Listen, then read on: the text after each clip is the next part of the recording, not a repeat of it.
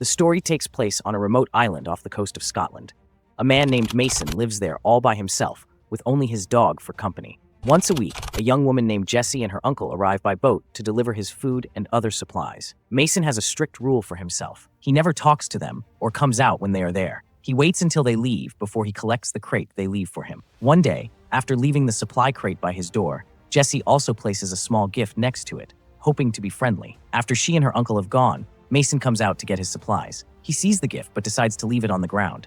He does not want to start caring about Jessie or form any kind of connection. For the rest of that day, he just stays inside, drinking and playing chess by himself against an imaginary opponent. When Jessie returns the following week, she immediately sees that her gift is still lying there, untouched. She decides to do something she knows she is not supposed to do. She walks up to his door and knocks. Mason opens the door just enough to grab the new supply crate, looking annoyed. As he tries to shut the door, Jessie stops it with her foot. She picks up the gift and offers it to him again. She asks him directly why he never comes out to say hello or acknowledge them. Mason does not give her an answer. Instead, he simply uses his foot to move hers away from the door and closes it in her face. Jessie feels hurt. She only wanted to be kind, but he rejected her again. Before leaving the island with her uncle, she shouts at the closed door that she is not scared of him. She leaves the gift on his doorstep once more. While they are on their boat heading back to the mainland, Jessie's uncle gets an urgent alert on his radio about a very powerful storm that is approaching fast. Looking up, they can see the sky has already turned dark and the sea is becoming rough with large waves. Jessie is in a smaller rowboat, and she struggles against the water to get back to her uncle's trawler. But the waves are too strong. They knock her oars out of her hands and then flip her boat over, throwing her into the cold, churning water. Her uncle tries desperately to reach her, but his own trawler is being pushed and battered by the same violent waves. Back in his house on the island, Mason's dog starts to whine and stare anxiously out the window. The dog's strange behavior finally gets Mason's attention, and he looks outside. He sees Jessie in the water, in trouble. As he rushes out of his house to help, he accidentally kicks the gift she had left for him. Mason runs to his own boat. He quickly launches it down a ramp into the sea and speeds off toward Jessie. Jessie had managed to get her head above water for a moment, but a fishing net is tangled around her legs, making it impossible for her to swim. A big wave pulls her back under the surface, and she loses consciousness. Mason dives into the water and finds her. He works quickly to untangle the net from her legs and frees her. He brings her up to the surface and looks around for her uncle. Sadly, he sees that the waves trap Jessie's uncle inside his own sinking trawler. Mason pulls Jessie onto his boat and starts performing CPR on her until she finally coughs up water and starts breathing again on her own. Later that evening, Jessie wakes up in Mason's bed. The first thing she asks about is her uncle. Mason has no choice but to tell her the sad truth. Hearing this, Jessie breaks down and cries. She stays in bed for the rest of the day, too upset to move. Mason leaves her alone and sleeps on the couch for the night. The next morning, Mason gently tends to Jessie's injured ankle. It is swollen and has cuts on it from the net that was wrapped around it. Jessie looks at him and asks why he has not called the police or the Coast Guard. She wonders out loud if anyone even knows she is here. Mason simply tells her to rest and does not give her a clear answer. This frustrates her, and she snaps at him. She demands that he take her back to the mainland immediately, saying her family will be worried and looking for her. Mason stays very calm. He tells her something that shocks her and makes her even more scared. He says he knows she does not have a family. He tells her he is aware that her mother passed away and that she has never even met her father. Jessie is terrified by the fact that this stranger knows so much about her. As soon as Mason goes outside, Jessie gets out of bed. She is frightened and desperate. She starts searching through his desk drawers until she finds a knife. Hearing him come back inside, she quickly hides the knife under her pillow and pretends to be resting in the bed. Later that night, Mason is woken up by sounds coming from Jessie's room. She's having a nightmare and is moaning in her sleep. He goes to check on her, but the moment he touches her arm to wake her, she jolts awake. In her panic, she pulls out the hidden knife and points it at him, threatening him. Mason looks at her and simply sees a frightened child. He speaks to her calmly and tells her it was just a bad dream. Then, instead of getting angry, he does something surprising. To help her feel less scared and more in control, he teaches her the proper way to hold and use a knife. This small act of teaching and trust calms Jessie down completely. She feels relieved, and from that moment on, she starts to feel much more comfortable and at ease with Mason. Mason continues to look after Jessie for the next few days. He helps her get to the bathroom, makes food for her, and keeps treating the wounds on her ankle. Soon, Jessie is well enough to walk outside on her own. She starts spending time with Mason's dog, and Mason is happy to see this. One afternoon, Jessie asks him directly how he knows so much about her family. Mason explains that he and her uncle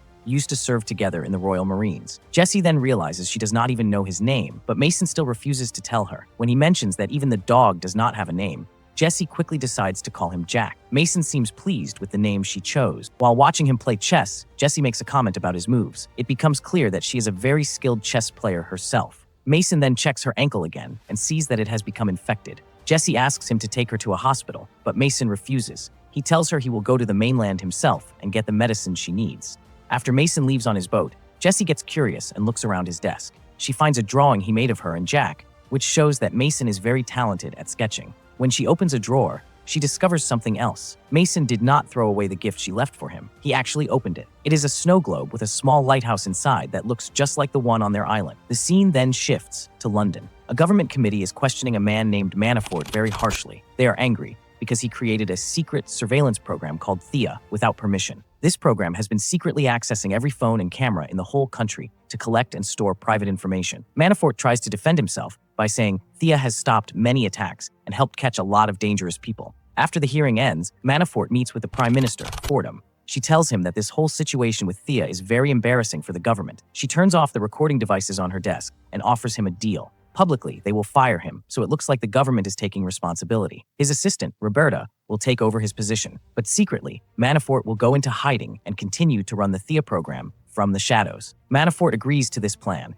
and the Prime Minister wishes him a happy retirement. Back in Scotland, Mason arrives at a town on the mainland. He goes to a pharmacy, but is very careful to avoid looking at any cameras while he shops for medicine. Next, he goes to a clothing store, and again tries his best to stay out of view of the cameras. He is in a hurry, so he quickly grabs clothes that he thinks might fit Jessie by imagining her size. As he leaves the store, he accidentally walks behind a group of girls who are taking a selfie with their phone. Even though Mason tried to hide from all the cameras, his face is now captured in the background of their photo. The Thea program scans the image and immediately flags Mason as a dangerous terrorist. Without wasting any time, Manafort's replacement, Roberta, orders an assault team to go after him immediately. Back on the island, Mason carefully bandages Jessie's ankle with the new medicine. He also gives her some sweets along with the pills. When he hands her the clothes he bought, Jessie is surprised to see that they fit her perfectly, and she feels very happy about it. That night, they are having dinner together when Mason suddenly hears a strange noise coming from outside. He picks up his binoculars to look and sees a boat approaching the island.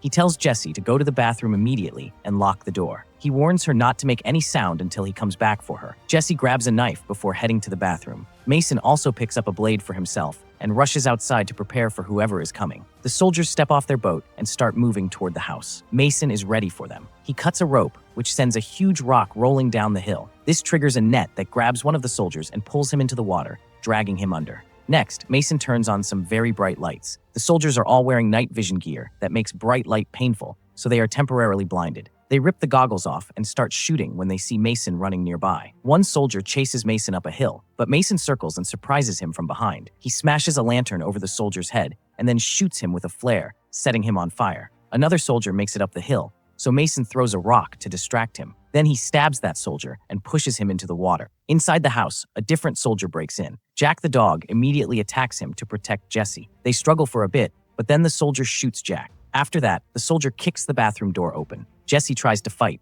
but he easily takes the knife from her and captures her. He starts pulling her away from the house. In the garage, another soldier is looking for Mason.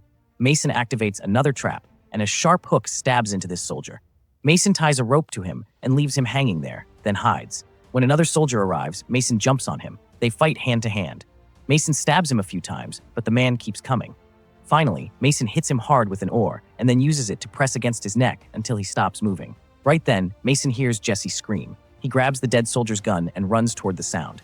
He shoots the soldier who has Jessie, hitting him in the legs so he falls. Once Jessie is out of the way, Mason shoots that last soldier dead. Looking closer, he sees the soldier was recording everything with a small camera on his gear. Mason takes the recording equipment and tells Jessie to wait outside for a moment. He goes back into the house and finds Jack lying on the floor dead. He kneels down and quietly says sorry to his dog. Then he picks up his phone and calls a friend he trusts.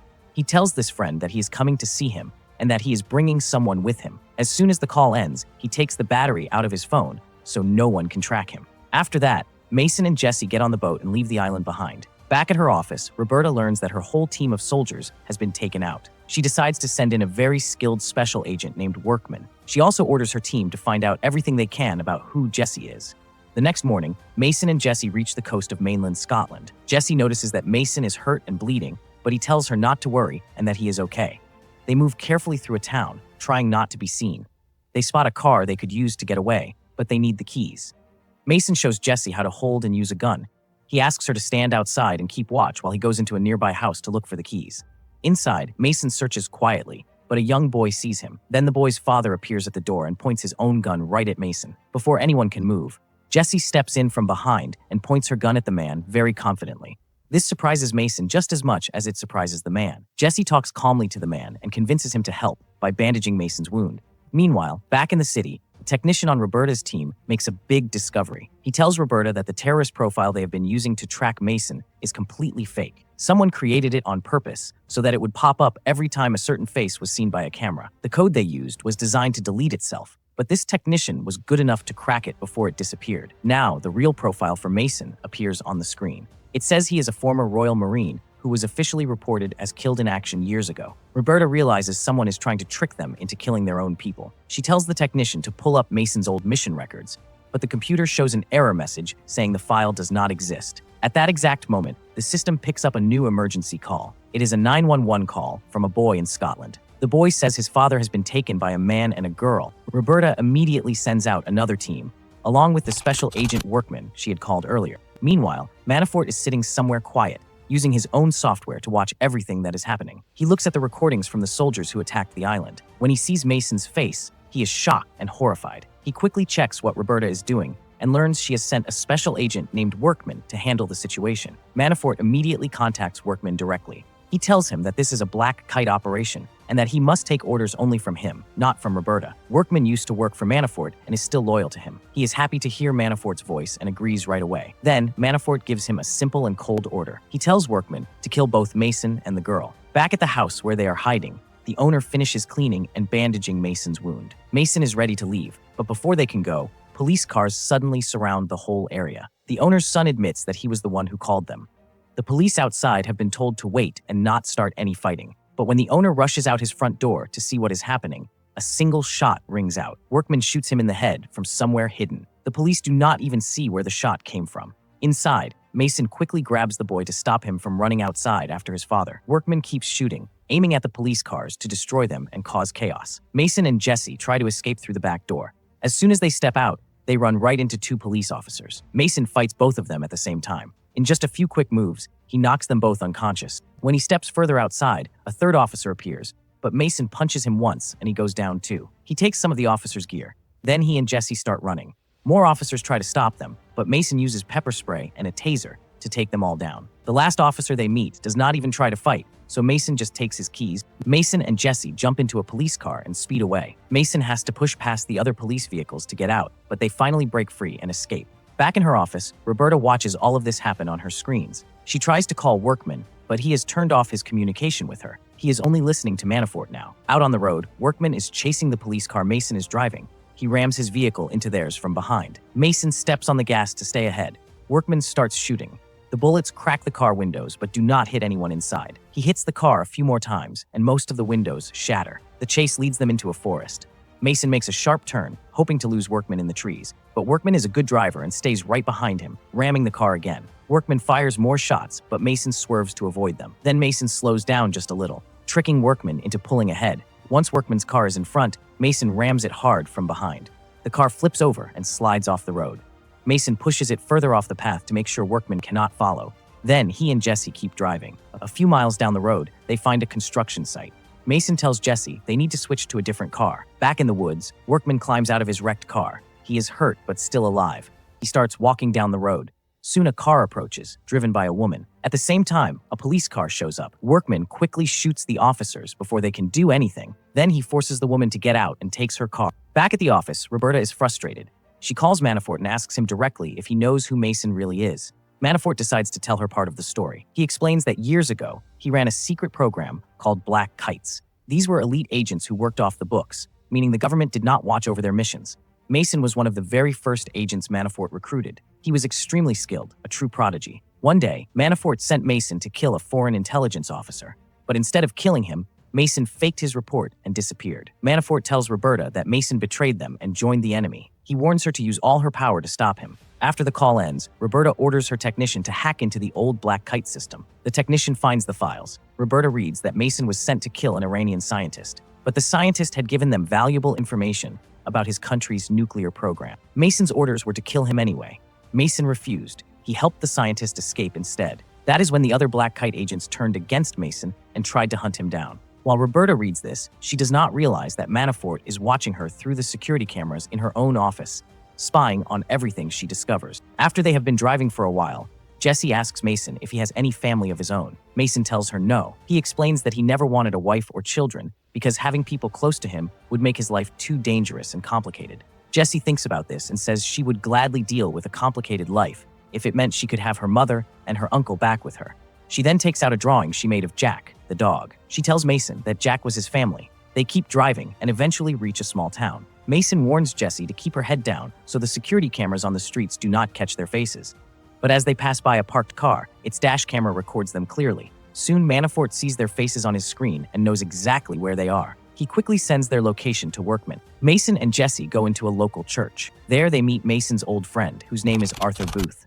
Arthur drives them to his house, which is hidden deep in the forest. While inside, Jessie looks around the kitchen and notices some medicine on the counter. Meanwhile, Arthur talks to Mason in another room. He tells Mason that before he left his government job, he helped build the surveillance program called Thea, and he still has a secret copy of the software with him. When Mason disappeared all those years ago, Arthur used his access to change Mason's picture in the system to a random civilian's face, but Manafort later found out and replaced it with a fake terrorist profile. Mason asks Arthur to take care of Jessie while he goes out to deal with his problems alone. Arthur says he cannot do that. Just then, Jessie walks in and interrupts them.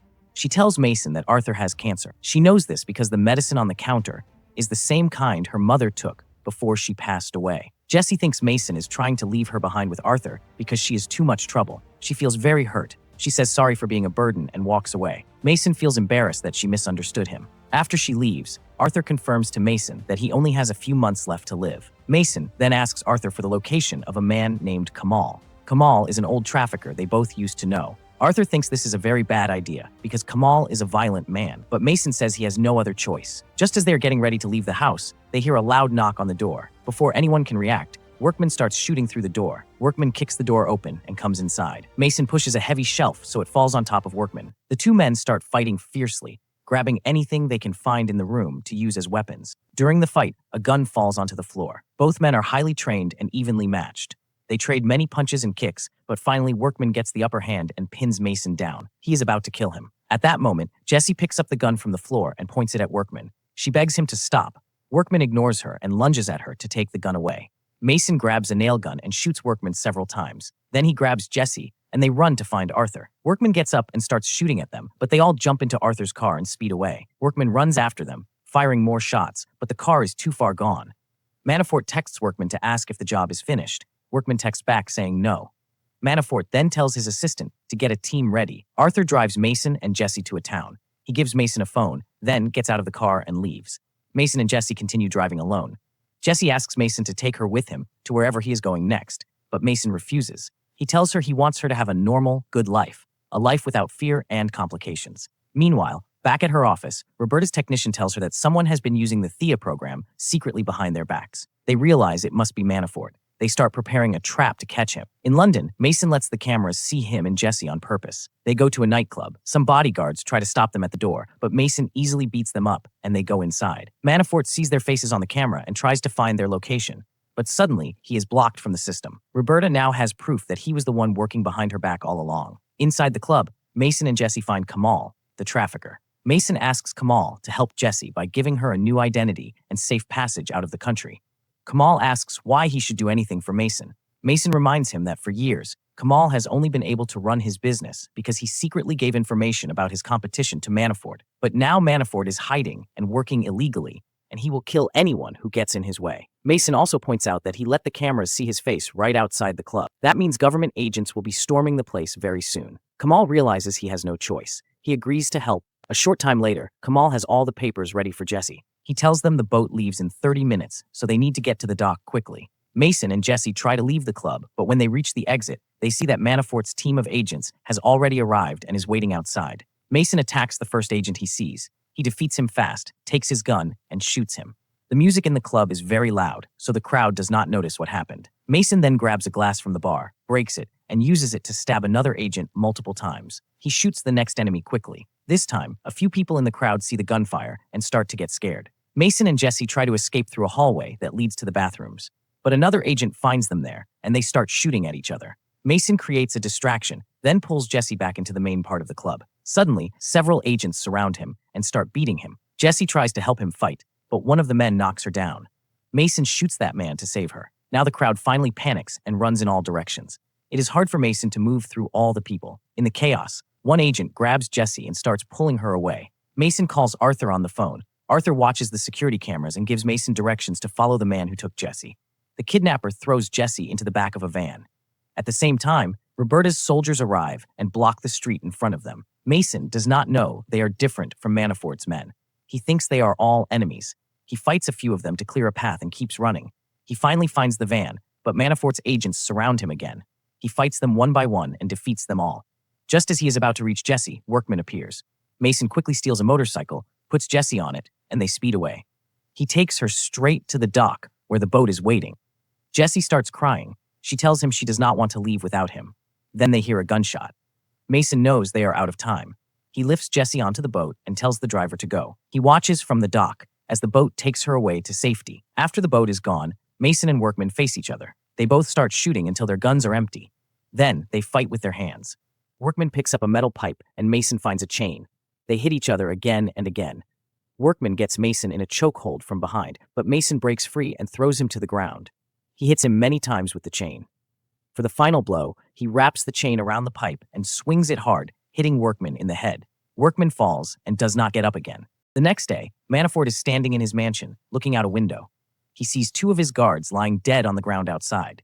He realizes Mason must have found out where he lives. He turns around slowly, and Mason is already standing in the room behind him. They argue for a long time about the Black Kite Project and what Manafort did. Finally, Mason raises his gun and shoots Manafort once in the head. 3 months later, Jessie is living in Spain. She has started a new life there. Roberta and her team are watching her on a camera screen. They are waiting, hoping that Mason will come to visit her so they can catch him. Jessie is sitting at a small cafe, reading a book. But then someone moves the camera. Roberta loses sight of Jessie. A waitress brings a small bag to Jessie's table. Jessie opens it and finds a single chess piece inside. Across the street, Mason stands watching her. He looks at her for a long moment. Just as Jessie senses someone watching and turns around, he steps away and disappears into the crowd. He has decided to stay away and be her silent protector, watching over her from a distance without ever getting close. And that is how the story ends. If you liked this video, please press the like button, share it with your friends, and subscribe to this channel. See you in the next video.